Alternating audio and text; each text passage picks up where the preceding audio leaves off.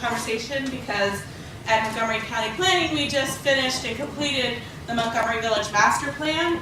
So after 50 years their zoning was kind of sunsetting, and we had this very large community that was built around certain principles and philosophies with no transit. Transit was nearby. I mean, the Shady Grove Metro Station was nearby, but that was the biggest question. How are we going to revitalize certain areas of this town without transit? So this is going to be a very fun conversation to monitor today.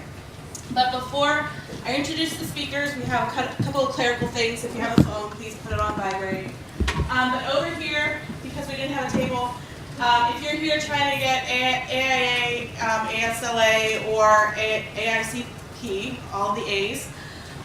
This course is for continuing education credits, and this is kind of unique because every single organization has approved this session. Never session. So they're located over there if you have to, keep track of everything. All right, so let's get started. I am going to start with Atul. He is on the end. He's from Tortigalis Partners. Atul is an urban planner and designer with an extensive experience in community planning, neighborhood design, large-scale sustainable master planning, mixed-use communities, transit-oriented development, design guidelines, and contextual architecture. He currently works as a senior associate with Tortigalis and Partners in the Washington metropolitan region. To my immediate left is Matt Bell. Matthew Bell is a registered architect who specializes in large-scale architecture, urban design, and planning. In addition to teaching architecture and urban design in the architecture program at Maryland, Bell has been active in the profession with projects ranging from scale from Newtown in Turkey, which when completed will be home to over 100,000 people, to leading urban design efforts for numerous large sites in the Baltimore, Washington, D.C. region. Bell also was the first community architect at King Farm, a 440-acre new urban community in Rockville, Maryland, which was awarded a charter award from the Congress of New Urbanism in 2001. Matthew has directed the school's summer road program since 1990 and also participated in the school's first ever planning and architecture urban design program in St. Petersburg, Russia in 1996. He has served as president of the Neighborhood Design Center in Baltimore and Prince George's County, assisting in communities and community groups in matter of design and planning. Okay, that's enough. And that's I don't know where you got that. It's because, I'll be honest, I had to do all the biographies for the AICP, and so I had to pull everything together. Yana is an assistant professor of architecture, tenure track at the University of Maryland, Architecture School of Planning and Preservation. She's also a licensed architect and founding partner of Vandagut Espan Studio. Nice pronunciation. That's better than I can do. We're going to test everybody on that later. Thank you. Yana is interested in an intersection of architecture and landscape, and her design work research focuses on food systems, forestry practice, and the ways in which buildings act as extensions of larger urban ecological networks. So I'm Matt Bell, and what Yana Vandergoot and I are going to show you is 2 case studies from some design studios we've done with our students at the University of Maryland. And these studios have been done under the auspices of the PALS program. Does anybody know what the PALS program is that the university is up to in the Center for Smart Growth? It's Partnership for Action, Learning, and Sustainability. And what we've been doing is adopting a municipality on an annual basis and devoting university coursework to issues that have been identified by that municipality that they would like us to focus on. So these things have run from landscape studies to studies about biology classes studying particular species, invasive species. We've had people study transit corridors. We've had people study walkability, preservation. And Yana and I have done 2 studios the past couple of years. The first PALS program was with Frederick, the city of Frederick, Maryland. So we work closely with the planning department in Frederick. And the second one, I'll talk about Frederick, and the second one was Ellicott City. And you all know that these are fundamentally 2 communities that really don't have transit. We know there's MARC station service to the city of Frederick, but if you stayed late in Baltimore or Washington for dinner, you can't get home unless it's an expensive taxi ride. So it's not like it's really well served by transit, and certainly that's something that I think is an issue in those places. And Ellicott City, of course, is a place that used to have transit, used to have a streetcar running down the main street, and they took it out, and now you can see it's like an archaeological ruin now that you can see in the middle of Ellicott City. And these 2 places are also very, very important because these are places that are experiencing pressures of growth, and not the least of which is because it's so expensive to live in the Washington area. And I know for a fact that these architects coming out of school that I try and hire in my office almost none of them can afford to live in Washington. So they're having to find other places to go live, and I think that's probably something that happens across other employment sectors as well. So we're just going to talk about these two case studies. A lot of them touch on issues that Atul identified in terms of placemaking. They're both experiencing growth. They're both very different, you know, and we've had really a terrific time working with the planning departments to try and surface some ideas that could help propel things into the future. We're not saying that these plans are exactly what they should do, but what we can do as a university is surface ideas that people might not normally think of. And I think it's very useful for these municipalities to have others come in and see things a little bit differently, because those of you that are in the regulatory business and planning departments, we know you're really busy. And we know you have piles of things you have to work on, and oftentimes you don't get the chance to step back and take a look at things. And what we can do from the university's perspective is provide perhaps a different viewpoint and see things differently. And with that, I will turn it over to my colleague Yana to talk about our work in Ellicott City. So how are we doing on time? Because I could do a little bit more of a speedy tour through Ellicott City. Yeah? Okay.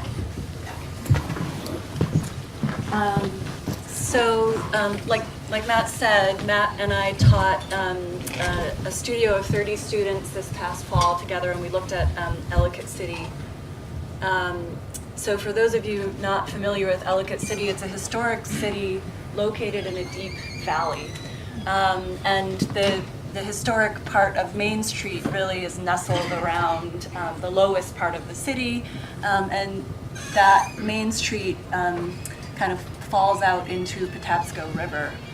It was a milling town historically, and you can see, although this is not a historic mill, it's the location of the historic mill. And so, and that makes sense, right? I mean, it's a place where all the water is gathering, and you have this kind of hydroelectric power that generates, you know, this industry. But now, because the city is not a milling city, they have an overwhelming flooding problem. And as climate changes, it becomes more and more of an issue. So we looked at reviving, you know, thinking about reviving some of the historic fabric, but we also really looked at the flooding issue and how to deal with development on very, very steep terrain. These are some of the travel posters, so, you know, looking at the character of the Patapsco River, the rail line. There is an existing railroad museum, and a few of the kind of historic facades that line Main Street. What the students did ultimately, there were 30 students, they divided into groups, and they kind of split the city into sections. So moving from left to right, let's see, what do I need to? Top button. The top button. There you go.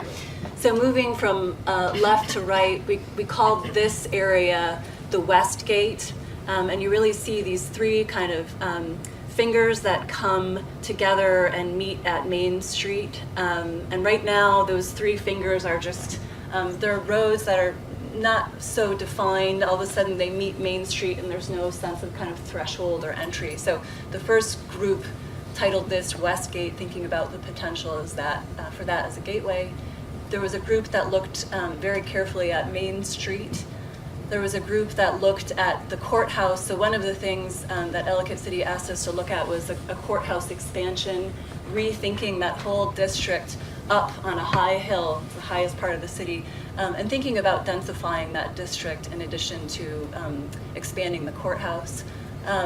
PFI, which is the Patapsco Female Institute, and Church Street was another district up on the hill here. So there's an old ruin of this institute, an all-girls school, really beautiful, kind of picturesque site, but somewhat detached from the activity of Main Street. And so that group looked at connecting that back up through this street called Church Street, making that connect all the way down. One of the groups looked at this area we called the Crossing, which right now has this really, it's a large parking lot essentially. And it has a kind of nice little retail area that's facing the parking lot. But one important thing about the Crossing is that it's the lowest, one of the lowest spots in the city. It's a parking lot. Right now, one of the existing creeks that connects up with the river goes under that parking lot.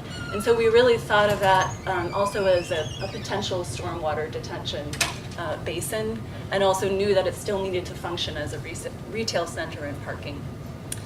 Pike District was the group that looked at this kind of terrain south of Main Street, and then finally Eastgate was the group that looked at entry into Main Street from across the river and what the potentials were for the mill building. So this is essentially what I just described in a diagram that that talks about the places. So like I said, really dramatic topography, sometime, from the river up to the highest point, about 200 feet in topographic elevation. You might want to repeat that, 200 feet. 200 feet. I mean, it's really insane. And so, one of the first things that the group did is they got into GIS and they did some fairly kind of statistical analysis of where the stormwater was starting to gather and run and collect, and how steep were certain terrains, what could be built on, and what actually just needed to stay what it was. They also looked at the historic building typology of Ellicott City, which actually, if you start to look at the individual homes, this is kind of a small-scale vernacular architecture that really does deal with steep terrains. And so you can see the development of a kind of front stoop retaining wall system that really acts like feet for the house and negotiates the terrain of the steep streets. So a couple other single-family housing types, and then looking at the residential typology as well as the commercial/residential mixed use of Main Street. So this is an elevation of Main Street right here. Looking at the materiality and the kind of typical sectional conditions at Main Street. So if this is Main Street, you see that on the north side of Main Street, the terrain is jumping really significantly. The courthouse would be here, and these are, this is one side of Main Street, and on the other side, like I said, one of the lowest points, parking lot and detention basin. Just flip through these a little bit more quickly. So, like the slide that Matt showed for Frederick, this is the 100-year floodplain. And so you can see, it totally inundates Main Street and actually, heads up into the valleys. And there are 3 separate smaller creeks that all come together and sort of rush into, the same channel and flood into Patapsco. And the other thing is that Patapsco River also overflows as well. So you have the water coming down from the mountains and also the water coming up from the river. And they've had some, pretty severe damage in this area in particular. So the first group, the Westgate group, I think what this group was dealing with mostly was, these sort of roads that acted like fingers coming into Main Street. And also thinking, that right now, so these roads create this kind of north-south circulation fairly effectively, but the east-west circulation and the potential for developing in here presented a real challenge. The solution that the students came up with was to think about this whole area as an arboretum. And that was really to kind of look at, one of the latent kind of opportunities on the site. This is a kind of heavily forested area, and just try to claim it and name it as a space that could connect everything together. So there's an image of those streets coming in. This is kind of the scope of the area that they looked at. These again are the 3 roads coming down. The courthouse lines one of the roads. Ellicott Mills Drive. There's an existing recreational center, which they really saw as kind of the heart of the Westgate district. And then finally Frederick Road coming in. So all of these 3 roads meet at Main Street. And they really saw right now a divide between this Westgate and the Main Street proper. So, one of the issues that they identified obviously was the lack of stormwater flow management and culverted streams. And so they came up with a proposal, I thought, a really clever proposal for daylighting some of the streams, slowing down the water, creating detention ponds and retention ponds as part of this arboretum landscape. Then also, looking at the existing tree canopy and seeing that it was potentially an underutilized thing and really amping it up so it becomes this arboretum that's an attraction for people, all over to come and see. And then within the arboretum, they embedded new development, kind of new communities of development. And then finally, they connected those communities with a path system that followed contour elevation. So not a lot of up and down movement, but actually following contour lines. You end up with these kind of picturesque winding paths through the arboretum. And they really saw the arboretum as something that connected what is now kind of the beginning of the suburbs and downtown Ellicott City. So there's the final master plan. You can see the new development, the arboretum, and the pathway system. They also created a new kind of more of an urban plaza as that moment where Westgate meets Main Street. So that's the plan at a zoomed out scale. And there's an aerial perspective of that arboretum and the three fingers coming down into Main Street and that plaza space, which right now is a parking lot, but they envisioned that might be a plaza space that could be a water plane. Essentially, it could flood during a storm.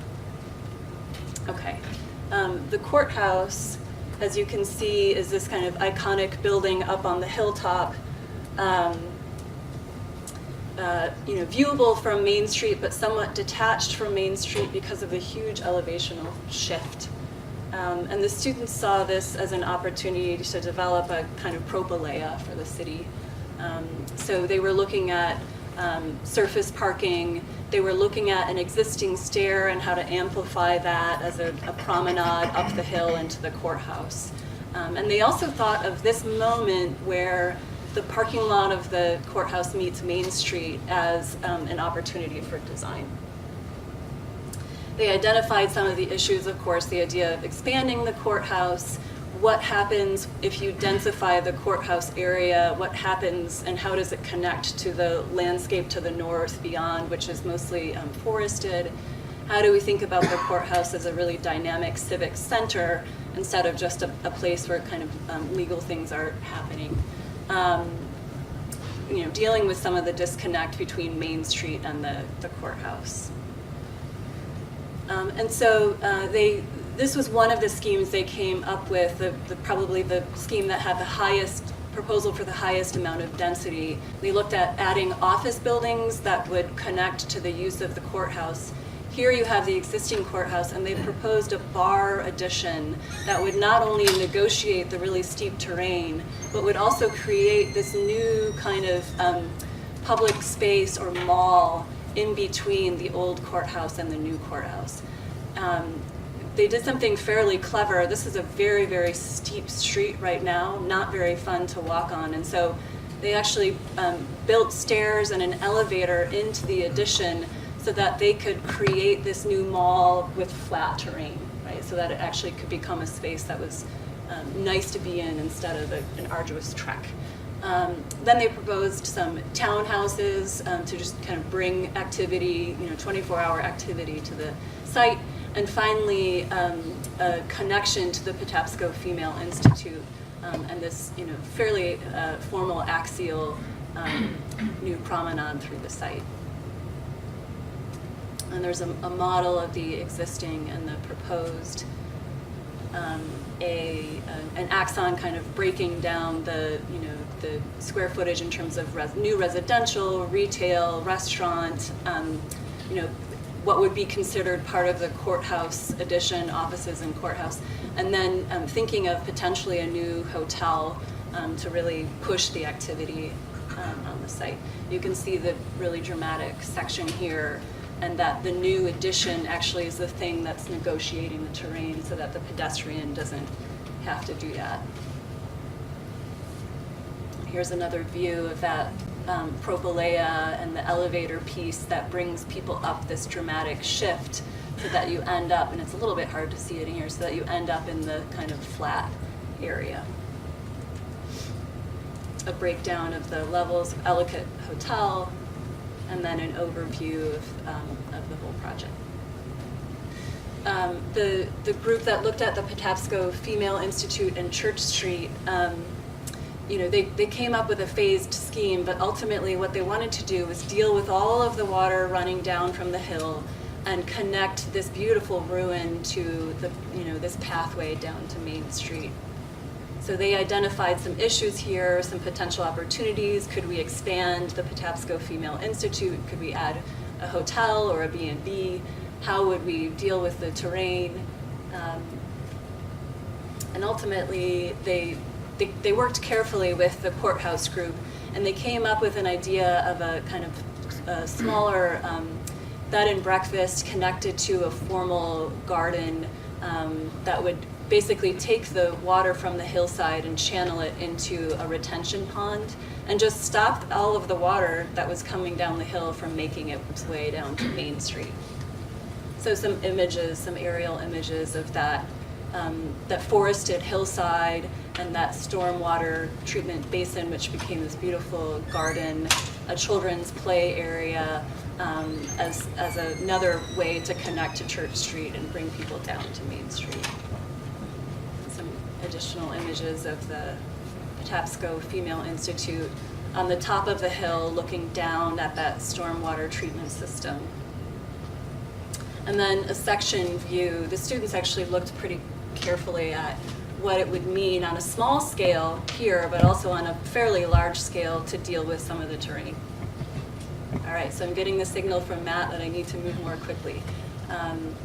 The crossing, like I said, looked at this large parking lot and how to deal with the water going through there.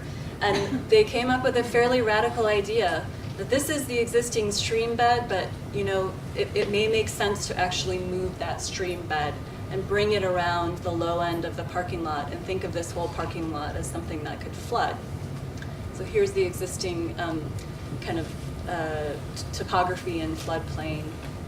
And the three schemes that they came up with all really were inviting water into the parking lot as a kind of catalyst for development. Ultimately, I'm going to show you this scheme where the creek was rerouted to create a kind of Siena, Piazza del Popolo-like plaza lined in retail, mixed-use retail and residential. So here's the view of that. And you can imagine this might start flooding. The plaza is sloped so that ultimately flooding isn't an issue. The water level just gets higher and higher and kind of holds it, slows it down before it goes into the Patapsco. So here's an axon view, sectional view where you see the plaza sloping down. And here's the water level rising. Ultimately, you might have a situation like that in an extreme storm, but it's a situation that's designed for. I'm going to flip through this a little bit more quickly. So again, the three schemes. And then finally, Eastgate, the group that looked at repurposing the mill and also kind of amplifying this approach into the city from the east. Flip through this more quickly. So what they proposed for the mill ultimately was that it might be a new conference center, and that it could be kind of the opportunity to really add density and sort of new jobs to the city. So along with the reuse of the mill as a conference center, they proposed a bar of retail and also reintroducing this piece of the Patapsco River and bringing that in along the new retail bar. Here's an axon view of the conference center and the retail bar next to it. They also reconnected a bridge over the river connected to the old trolley line and sort of celebrated that as a new gateway into Main Street. So you can see that here, the old trolley line, introducing a bridge and designing a kind of celebratory tower that would act as a gateway into the city. I'll flip through this quickly. So the final group looked at Main Street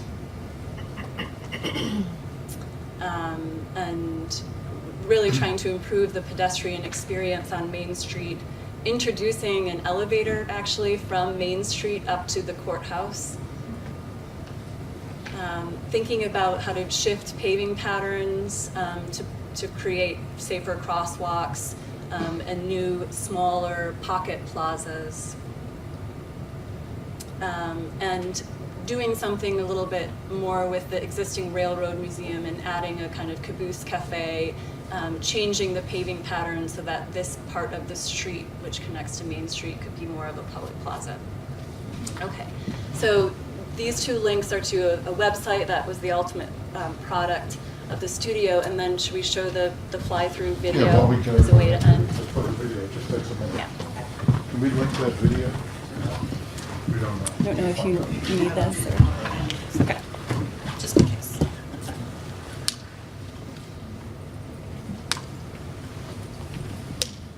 This.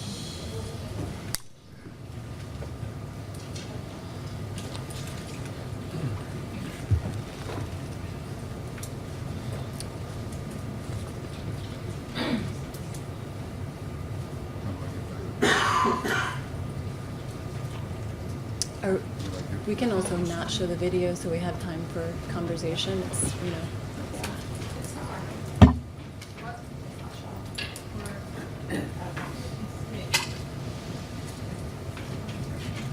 Okay, I'll take a couple of questions while. Yeah. If you could also be with us, you'd see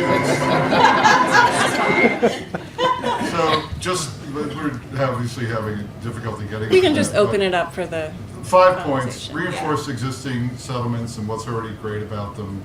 Obviously, there are different issues with each Frederick and Ellicott City. Reuse the old infrastructure, but don't preclude the return or increase in transit. Enhance place and accessibility in the public realm. You really have to do that. Ellicott City really needs better sidewalks. It's a very simple thing, but it needs better public realm sidewalks. And focus on the small as well as the big. It's a big planning picture as well as details. So we have This is a about. really great video, but you're not going to see it. There's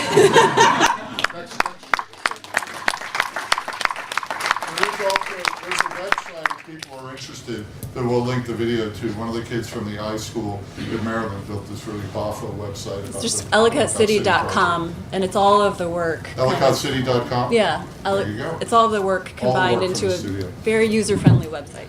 Okay, so we have about 15 minutes for questions. I'll start with the gentleman in the checkered shirt. My question is for the first speaker. Looking at Rockville Pike, what percentage of the current retail will be here in 10 years due to the increase in internet shopping? And with the arrival of self-driving vehicles, will 355 BRT be obsolete and no longer needed before it is completed in 2027? You're asking me to look into a crystal ball.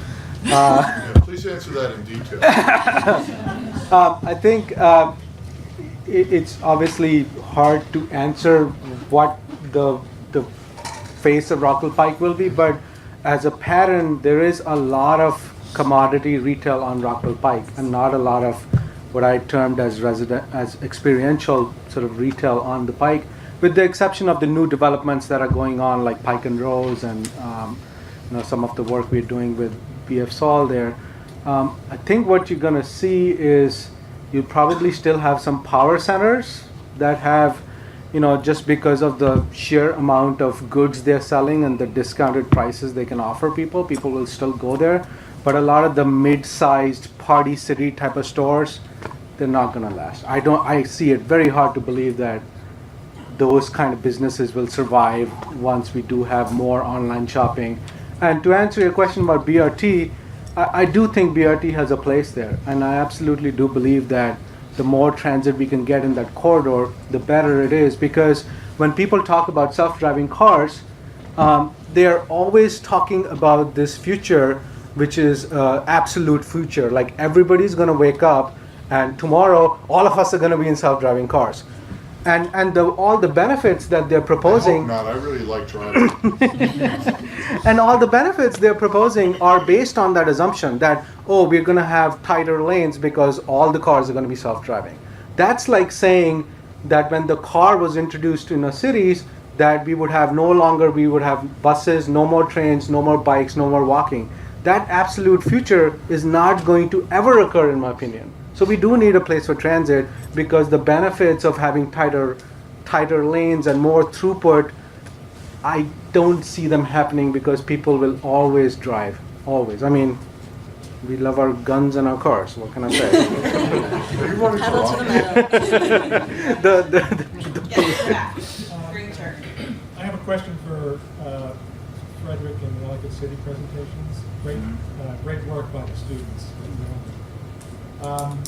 What kind of follow-up has there been with, I guess, Ellicott City, Howard County, and the Frederick City folks? And specifically on the Ellicott City thing, the improvements that were recommended, would they solve the flooding issue there? Has it been sort of... Yeah, I mean, the students did pretty carefully look at the amount of water and the velocity, and the few detention basins that they proposed would deal with the 100-year flood.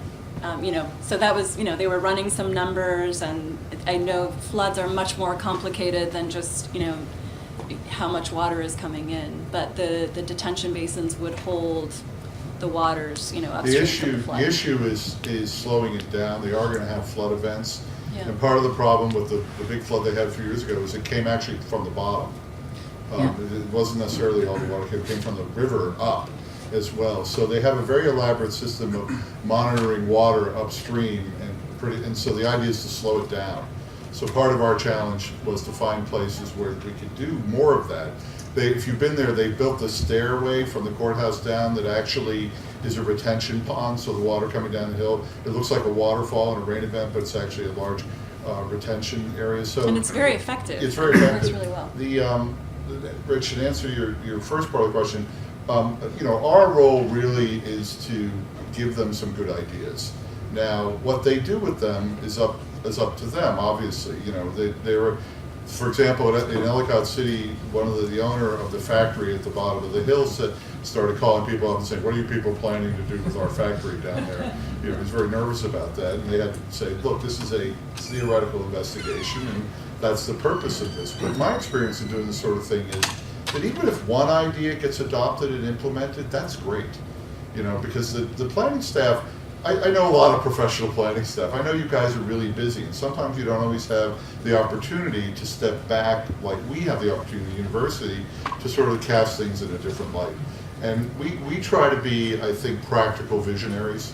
In other words, we're not trying to propose things that are unrealistic, but also to push the limits of things that might already be in play.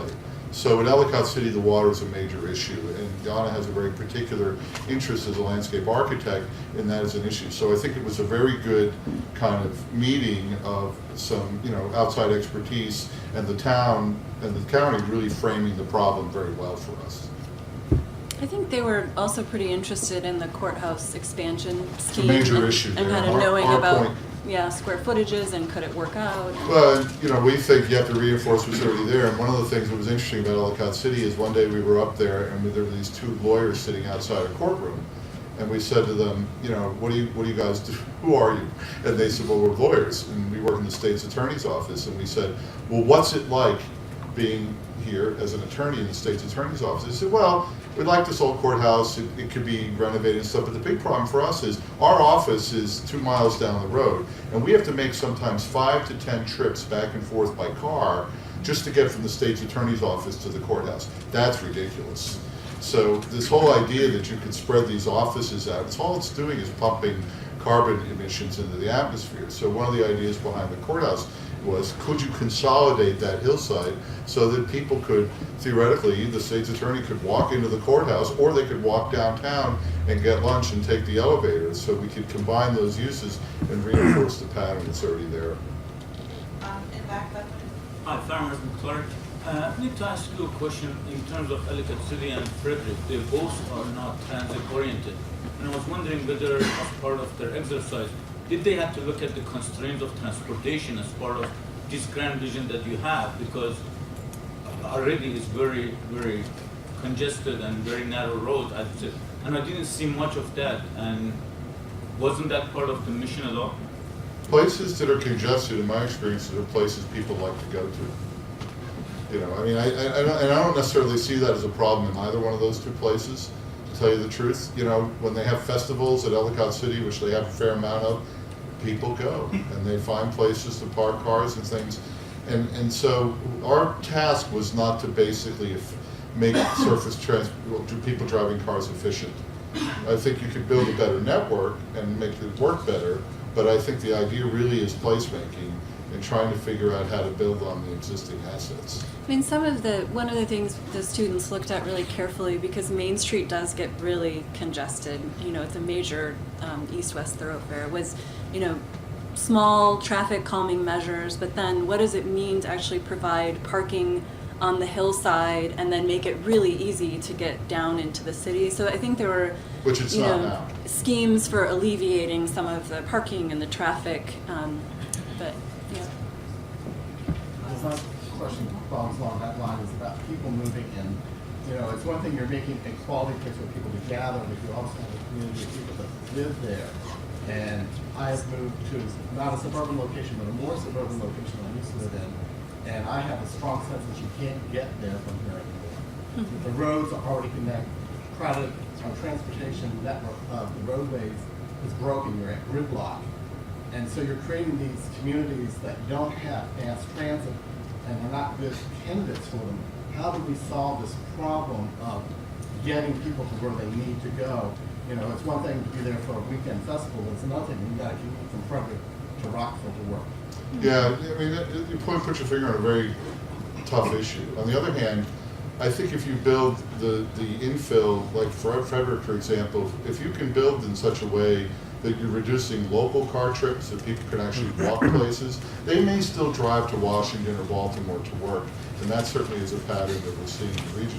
On the other hand, if we can build communities where instead of driving to the supermarket and driving to go to a restaurant and things, they can actually eliminate some of their car trips to do that, then I think that's a good thing. And the only way I think you're going to really get there to do that is get more critical mass in those places so that the market becomes more appealing for people to invest and build the kind of businesses that they'll patronize. And I also think, Matt, to your point, as we sort of see more and more people buying things online, we can begin to focus what we want to provide in the communities that cannot be replicated by online businesses. If you're really a person like me and you're getting a lot of your sort of daily goods online, you don't need those stores within your community.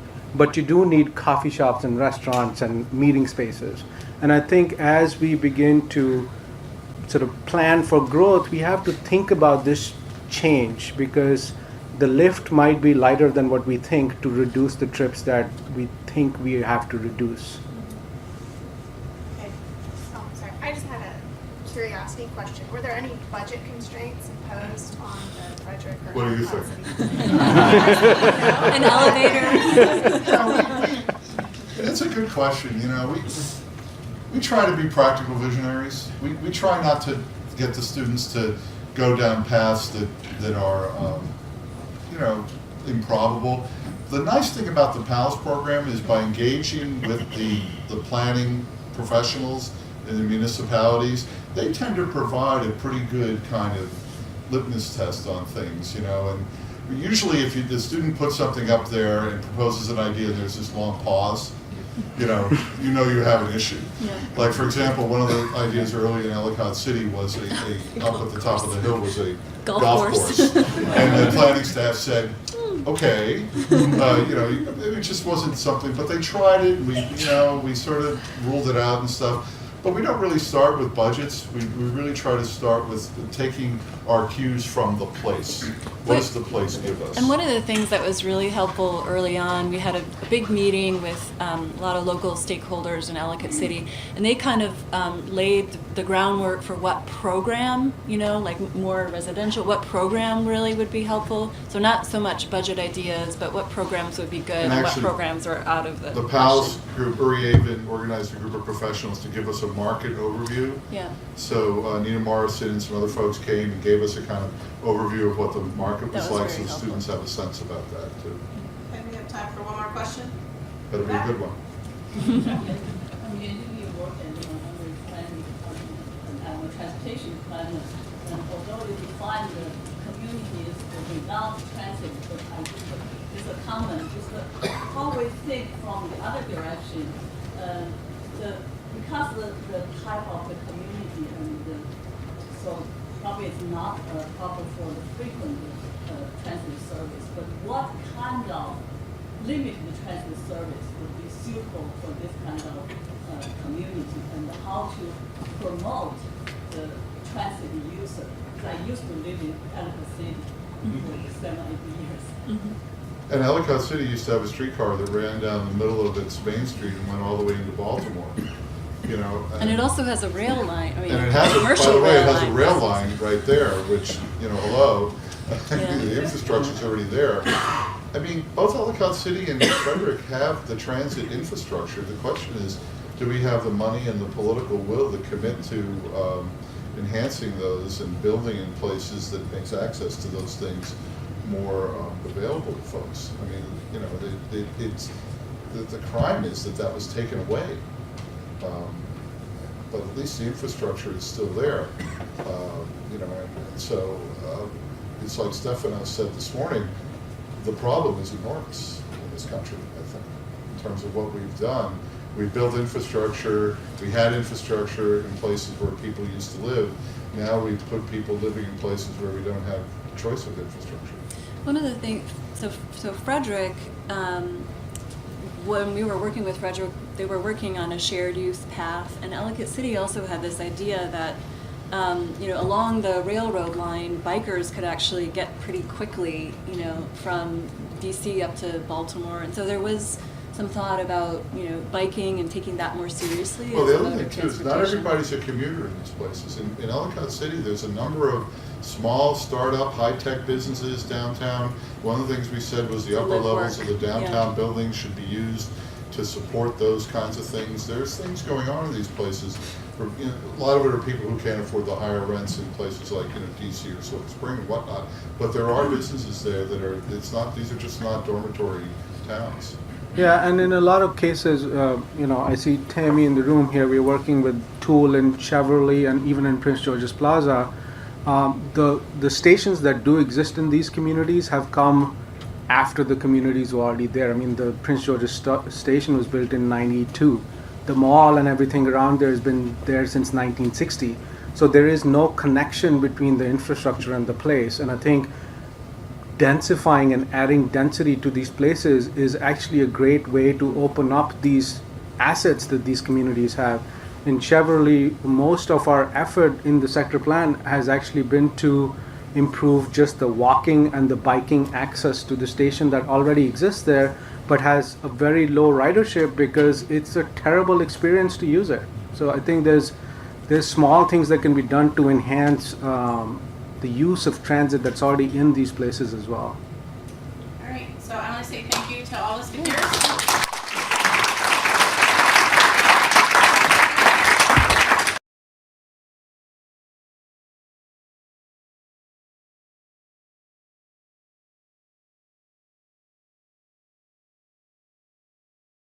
So I started in Frederick a couple of years ago, and then last year Yana joined me in Ellicott City there, and I'm going to talk about some of these.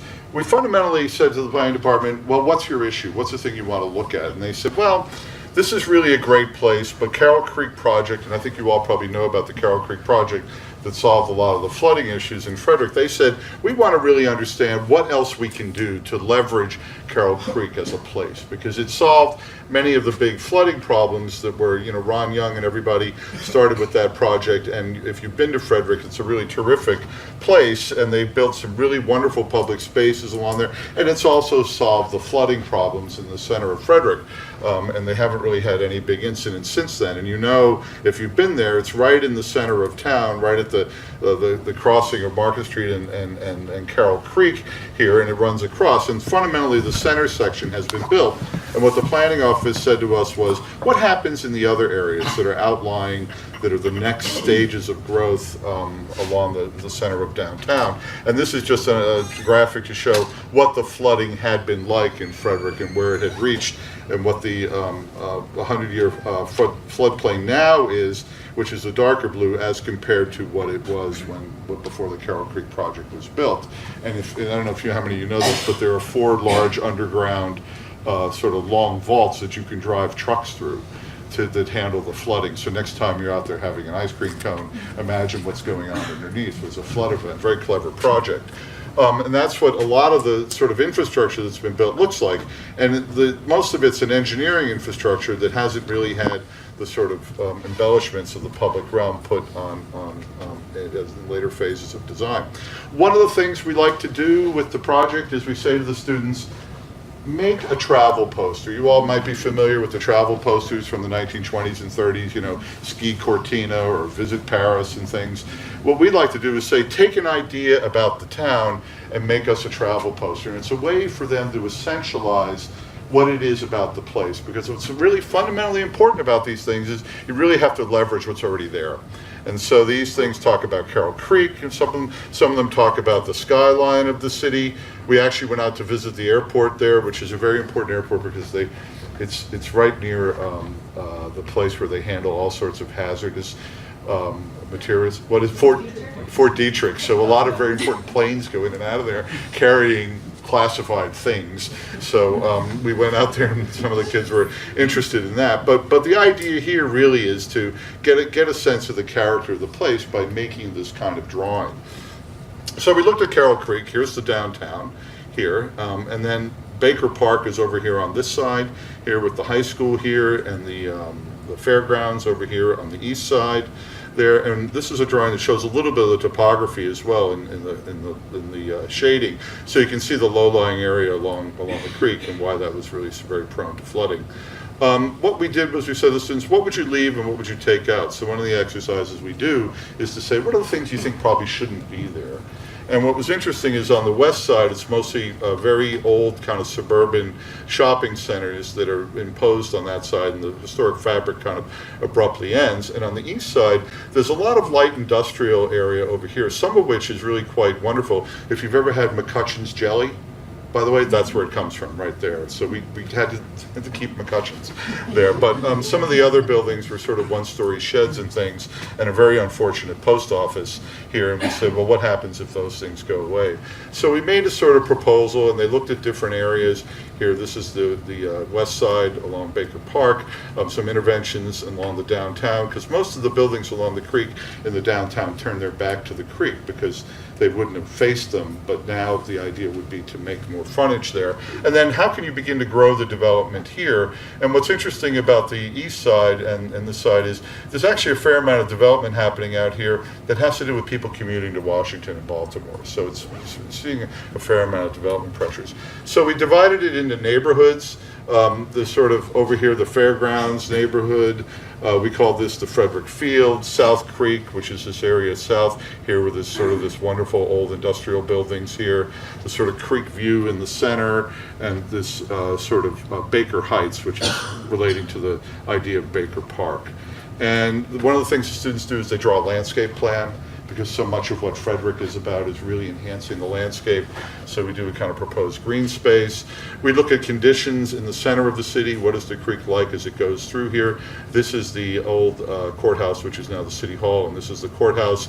Most of these buildings don't face the creek, so we looked at projects to really reface it and continue the public realm, which is pretty much built here, and continue that as a place that you might want to go through as a pedestrian. And we looked at also what are the landscape implications, green roofs, bioswales, retention ponds. How can we enhance the environmental sustainability? So just to look at some of the areas, we looked at this west side area, which a student called Baker Heights. They thought these were really the three issues. The fabric there needs to be reinforced as a kind of gateway coming in from the west, and connecting to the amenity, which is Baker Park, which is really a very, very terrific public space in Frederick. These are some of the drive-in sort of conditions that have happened over time there. not unlike some of the things Atul was talking about. We always asked them to make a kind of problem diagram, and they entitled it the knuckle, where these streets come together, and how, and this is very disjointed and disaffected part of town here, and one of the challenges is how to sort of take the green space of the park and the historic fabric and this sort of wonderful baseball stadium here and link all that together. So the idea really was to make a series of spaces that sort of could bring these people a sense that they actually live much closer to Baker Park than they realize. And they don't feel like they do now because there's all these parking lots in the way. So the idea was to really make a series of spaces that connected that, but at the same time, just sort of really enforce the pattern of streets and blocks through that area. We also asked them to name spaces to give. So this was the circle, the Patrick Circle on Patrick Street, a monument location here and connecting up to one of the fields here. And so that all of that is part of a kind of outgrowth of Baker Park. And this is one of the 3D models here. So, and what this can do for the planning department is give them maybe some ideas about what could happen with the redevelopment in those areas. We also asked the students to look at performance metrics about pervious surface and impervious surface and how it improves performance. So each of the projects has a performance metric. And we asked them to make before and after kind of perspective views. This was the end of the semester. Some of the students were thinking a lot about Christmas break. So they decided that what they really needed to do was to do a kind of Christmas scene. But the idea that this street scene could be something else. And on the east side by the fairgrounds, which is really a wonderful place, has some terrific old buildings there, we looked at a number of different things. What would happen if all that area could become a mixed-use area and leverage the proximity to Carroll Creek as a kind of equivalent to Baker Park on the east side to make another public place over there? Because I agree totally with what Atul said, is that the green spaces are really the places that people want to connect to. So trying to leverage what those things would be. So this was a plan for that area. This is their poster for each neighborhood. The fairgrounds has a Ferris wheel. It has some distinctive architecture. So the idea was that there's a home here that could look out onto that, so we could make residential connections to the assets that are already there. This is what it looks like today. It's rather impressive infrastructure, I have to say, and it's really vast territory of this water piece and this landscape that's populated by a lot of industrial buildings in this area. We looked carefully at land use maps to see what sort of patterns could be reinforced. You can see the large industrial areas over here. And we looked at ways in which these neighborhoods could have spaces that could link to a new park system. So this is a new community center, a new park, different kinds of residential accommodations, and what that space might be like there. And then the last neighborhood I'm just going to show you is the neighborhood of South Creek, which is where McCutcheon's is. It has a lot of old, nice industrial buildings, and one of the things that's, I think, really key in working in these cities that don't have transit is reinforcing what's already there in terms of their history or their building fabric. And they're, unlike some of those sort of less expensive and less attractive industrial buildings built after World War II, this neighborhood has a whole bunch of older buildings that could be repurposed. So that's this area here. It has great proximity to the creek there. And by the way, the Amtrak station does come in here, if I can find it. See, that's how important it is. You can't even really find it in this area there. But the idea here was to make a series of places, again, infill, that could have direct connections to the asset, the Arts Walk, and the creek. Then the team came up with an idea that this had a kind of agricultural, light industrial kind of flavor, that the new industrial buildings there could actually be places that could harvest crops on the roofs and things, so the green roofs could actually be things that have a living, sustainable kind of role to play. So you can see this is the train line that comes in, and then these are all green roofs that might have some way to reinforce the agricultural history there, as well as reinforcing the space of the creek there and trying to make that neighborhood characteristically different than what some of the other things we were looking at over on the west side. And then the before and after pictures, these old industrial buildings, which are fabulous, and what they might be like as public places in the future, trying to leverage that asset. And even the idea that if you travel on a MARC train, you might have an experience of what that agriculture is like by locating greenhouses and being sensitive to sustaining that industry there. And what its relationship to Carroll Creek would be like with new bridges, existing repurposed buildings, and maybe new iconic kind of civic buildings that could be part of defining that neighborhood. And then also performance metrics about how we can collect rainwater, how we can leverage performance in buildings. This print is too light for me to see, this is about how reusing existing buildings uses less energy than building anew there, and even looking at how one begins to plant new trees and how that begins to address carbon problems, and also looking at the way in which perhaps more density there might actually make ridership go up on the MARC train. So with that, we're going to start with Rahul. Okay, and I'll just stand. Here, I'm going to do this. Oh, Well, we might need to I lower think we it just down. need to put it down a little bit. Yeah, I'll put it down. There we go. That's better. And then I'm going to, you going to shut the lights off? Thank you. Well, with a shorter resume, I'll get this out of the way quick. I'm Atul. I'm an urban designer and planner with Torrey Galson Partners. I live about 5 minutes from here, and I work about 5 minutes from here. So I'm very invested in Montgomery County as a resident and a father of 2 young children who live here. So everything that we're talking about here today is a very personal sort of issue for me. We work a lot across the region as a firm doing architecture and urban design. We do a lot of transit-oriented work, but more and more as we continue to work here, we are beginning to work further away from the urban core. And as we do that, we are interacting with communities that have less and less of a transit infrastructure in place. And these are still communities that are changing very rapidly. They're getting a lot of population that is moving here from across the country, especially during the recession. There were many people who moved here because DC was still going strong in terms of job growth when the rest of the country was struggling. So there's been a lot of change in this area. How many people know where this might be? Does anybody know where this is? This is Olney, Maryland, a wonderful town. Actually, it's an unincorporated area of about 35,000 people. It has some great aspects to it as a community. It's voted in consistently in the top 50 places to live in the country. But it is still very much a suburban place, and it's changing as we speak. And so, these are the kind of places that we are beginning to look at and work at and try to create better thriving communities in here without relying overly on transit. Before I always do this, a point here, like this is going to go somewhere. Is it on? That's the second question I asked myself.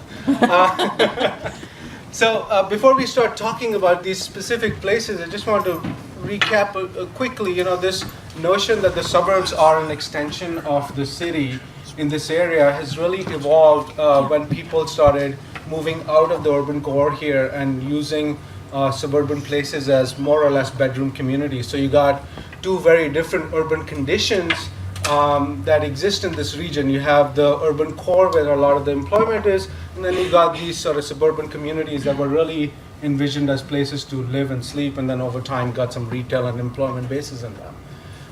Over the past 20 years, that context has changed quite a bit. Montgomery County is about 1 million people today. It's gaining population at about 10% per decade. So it would double its population every 100 years. If the rate goes the same way, it'll probably accelerate.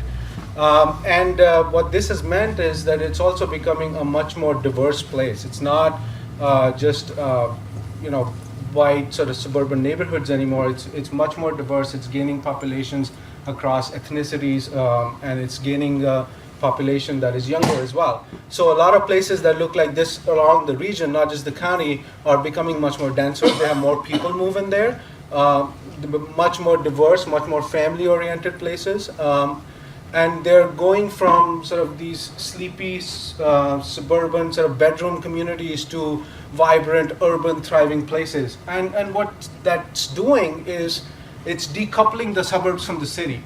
So suburbs are growing into their own. They're becoming their own sort of complete, sustainable, holistic places. And by virtue of that, I think what's beginning to happen is there's increasing competition. There's competition between the suburbs and the city in terms of trying to attract jobs and economic growth and residents. But there's also a competition between the suburbs themselves.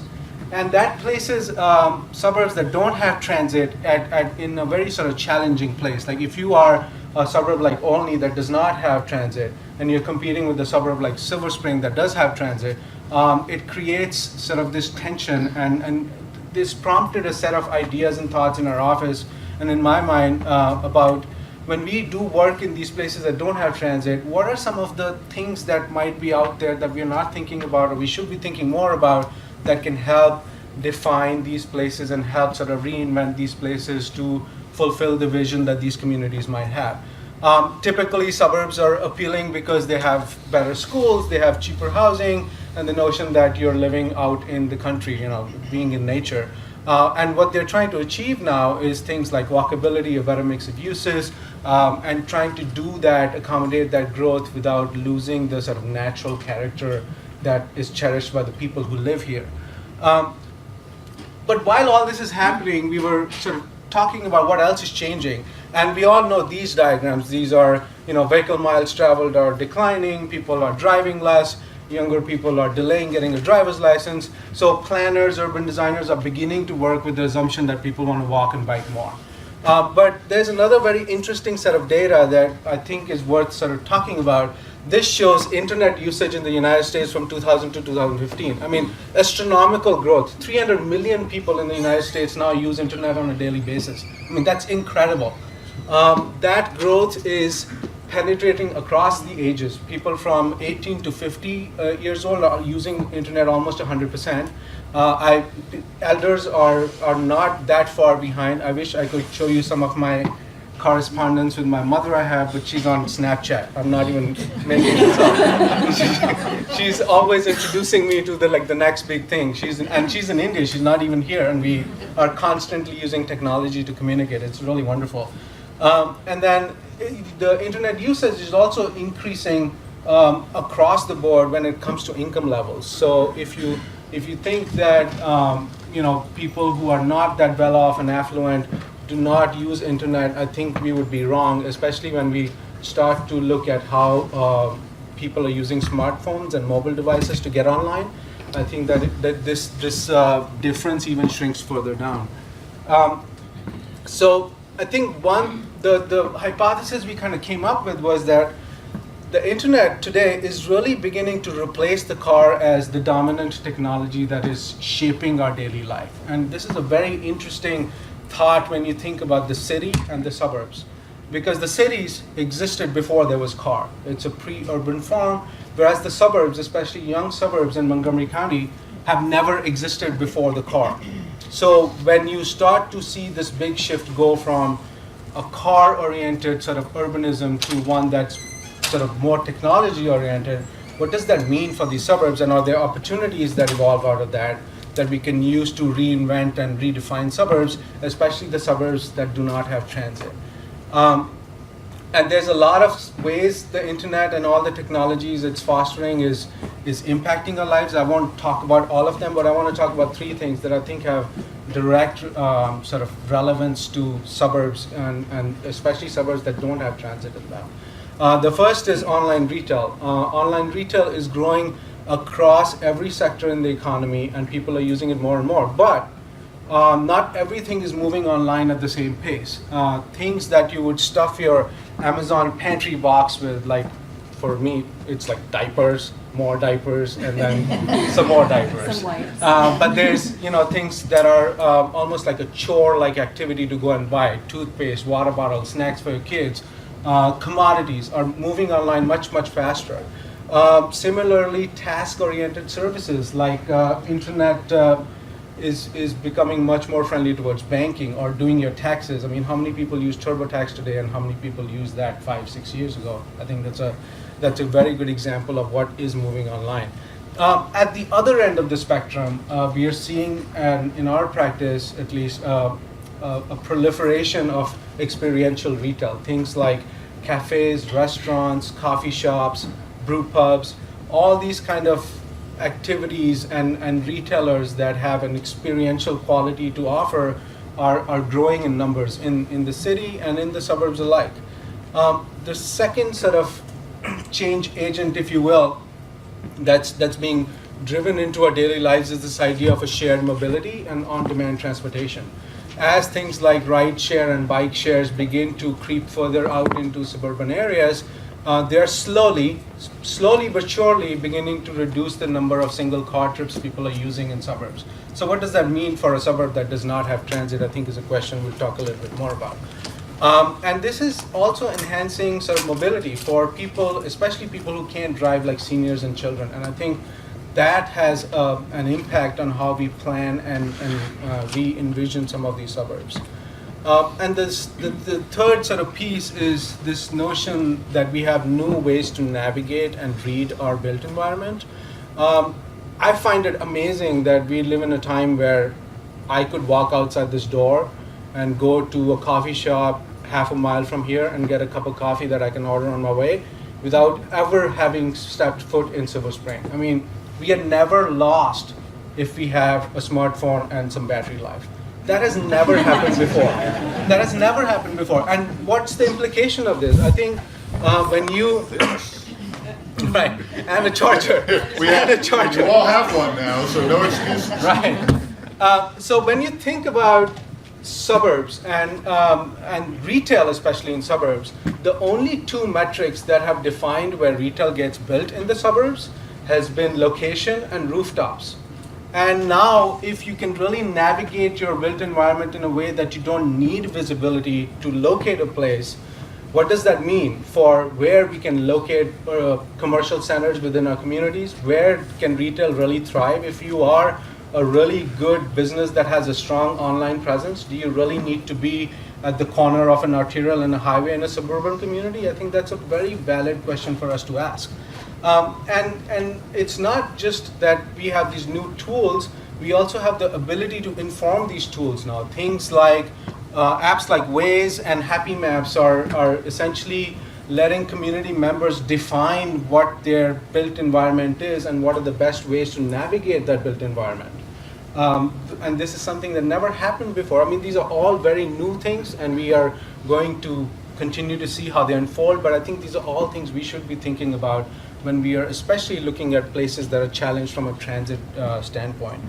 So based on this idea that our suburbs are changing, and based on the idea that the internet might be affecting our daily lives to a great extent, and it's introducing these three things, we tried to look at our work that we've been doing in the past 3 or 4 years and came up with a set of principles that we thought might be applicable, especially to places like Olney, that do not have transit but have some great bones that could be used to reimagine and revision these places. The first one was create public spaces where people already exist in the suburbs. Montgomery County is not one giant blanket of tract housing, as we all know. It has employment centers, it has high density pockets of housing, it has shopping centers, it has industrial uses, and there are a lot of bodies that are already in these types of places. So I'm going to give an example of a project that we're doing with a lot of people in this room called the Greater Cheverly Sector Plan. We are working with Prince George's County and MNC PPC in re-envisioning what the sector plan for Greater Cheverly might be. And in doing our analysis, one of the things we found was that because of the fantastic regional access and because of the cheap sort of industrial rents that exist there, this area has a lot of industry.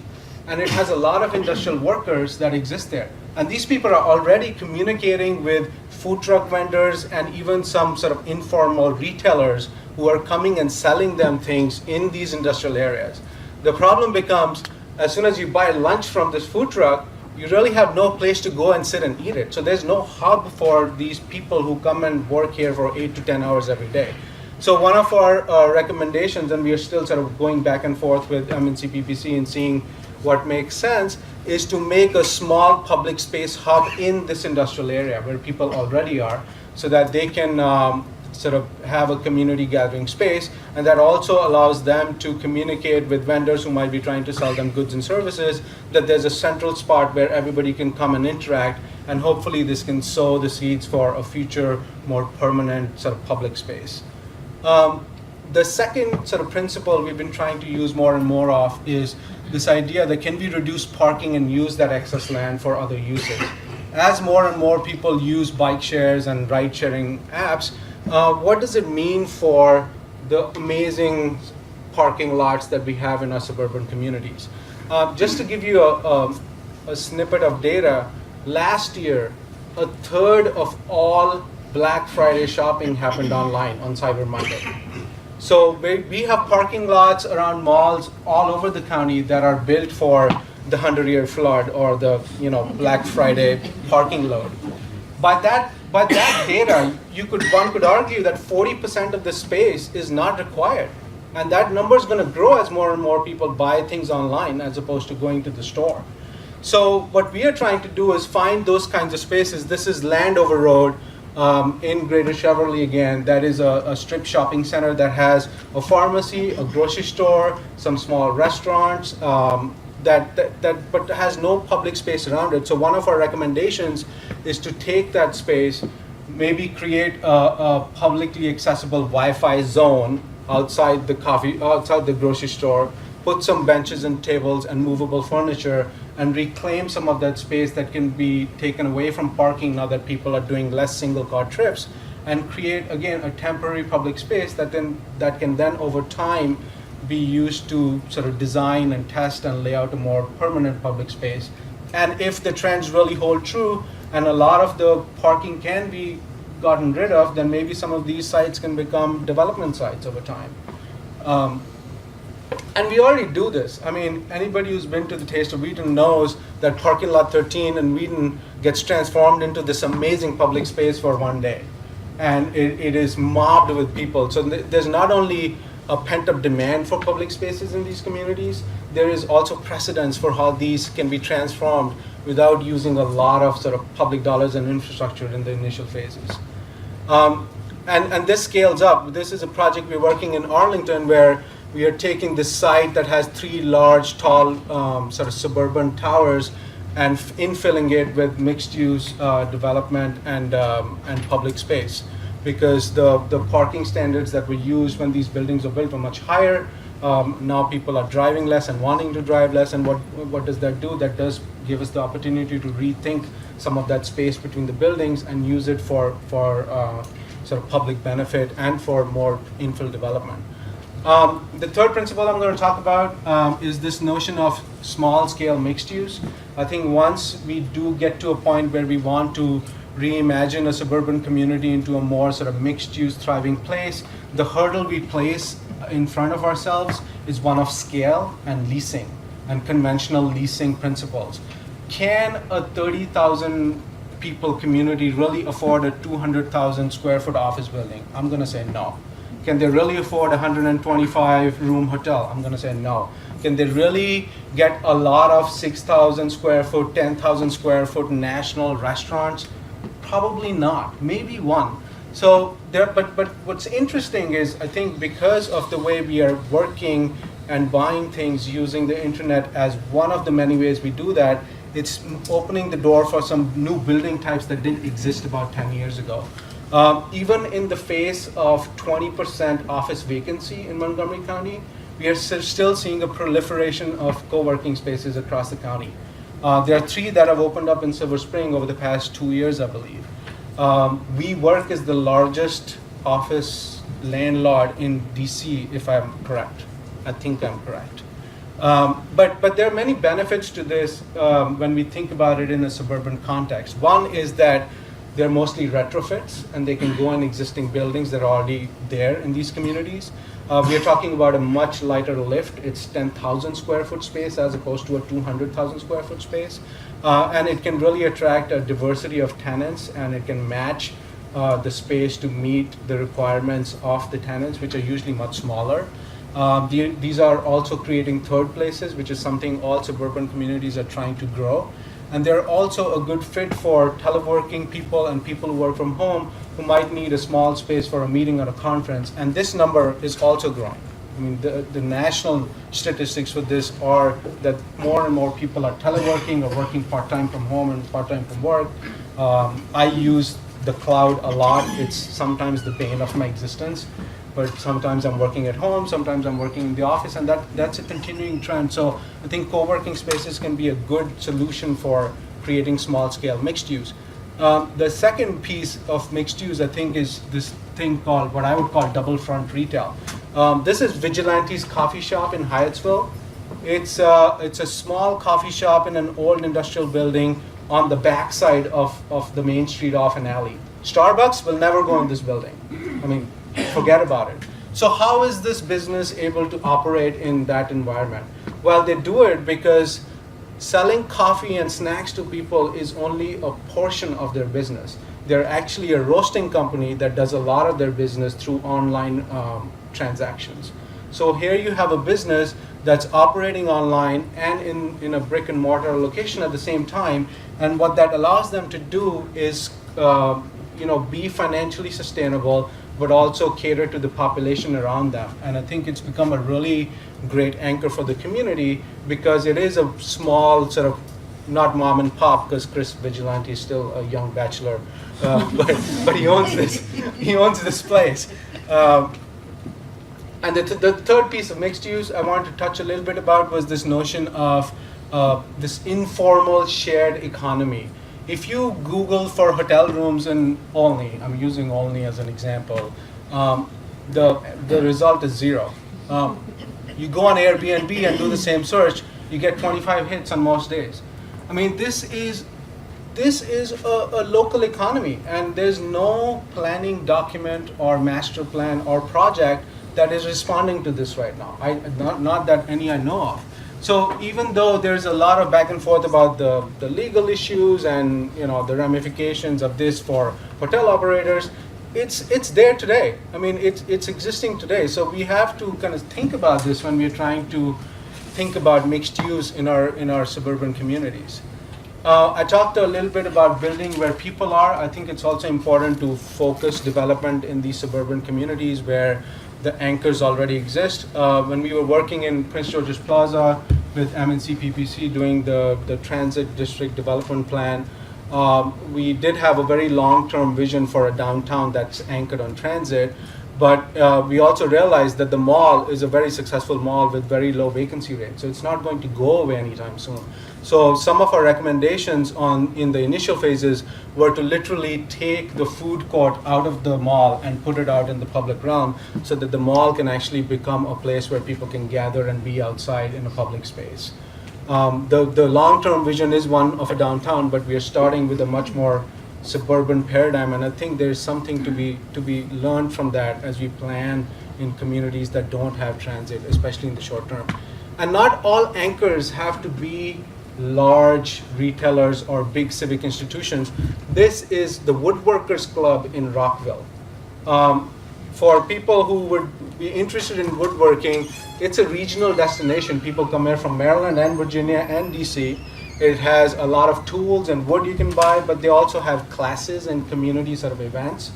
But if you would look at the building and where it sits, there is no celebration or even a hint of the fact that this is such a great asset that exists in this community. So I had to put this in here. We talk about parklets and the idea of small public spaces, but when we do have such sort of amazing assets in our communities, wouldn't it be great if some of those assets, for example, in this case, it would be the skill of the woodworkers that could be pulled out and help form the public space around them.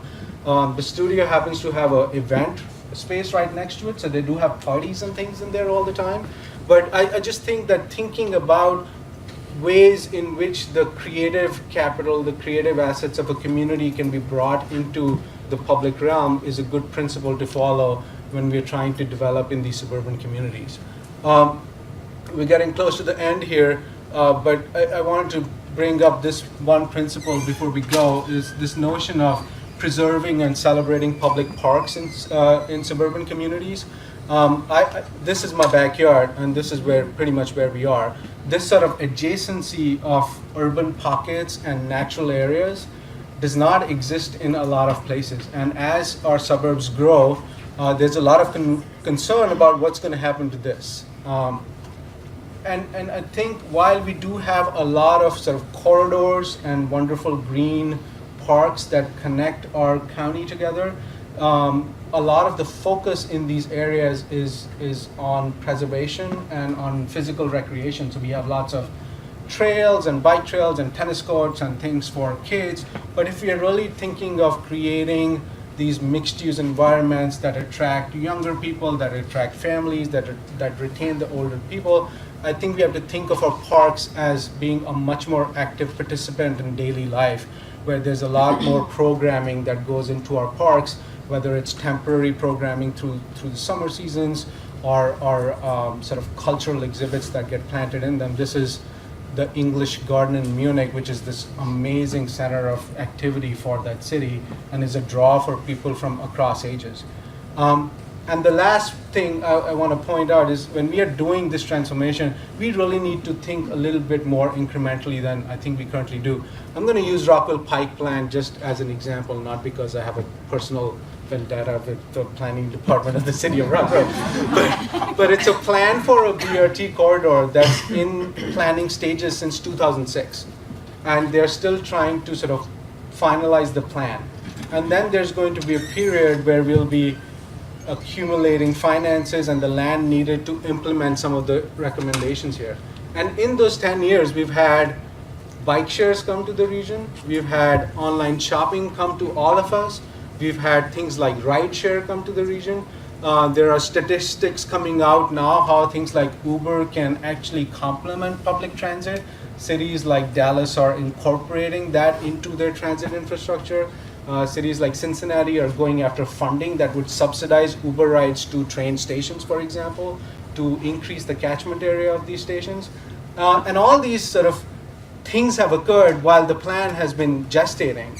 And I think there needs to be much more of a dialogue about what all this means for our planning process and how we can incorporate some of these new advancements and technologies to make sure that we can benefit from them before it's too late.